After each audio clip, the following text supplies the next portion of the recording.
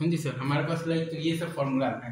सबसे पहले आता है हमारे पास I1 equal to 4r sin a by 2, I2 equal to 4r sin b by 2, I3 equal to 4r sin c by 2, I1 equal to 4r sin a by 2, I2 equal to 4r sin b by 2, I3 equal to 4r sin c by 2, I1 I2 equal to 4r into cos c by 2, I2 I3 equal to 4r into cos a by 2,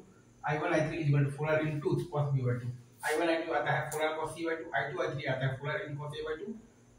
और I1 I3 आता है 4r into cos b by 2, I1 आता है 4r into cos b by 2 into cos c by 2, और I2 आता है 4r into cos a by 2 into cos c by 2, और I3 आता है आपके पास 4r into cos a by 2 into cos b by 2, I1 आता है 4r into cos b by 2 into cos c by 2,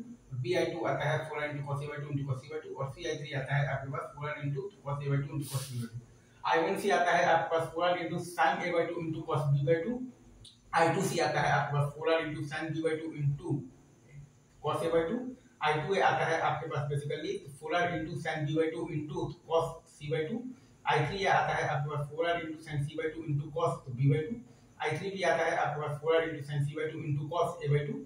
I1B आता है आपके पास 4r into sin a by 2 into cos c by 2, I1 I2 आता है आपके पास 4r into cos c by 2, I2 I3 आता है आपके पास 4r into cos of a by 2, और I1 I3 आता है आपके पास 4r into cos b by 2।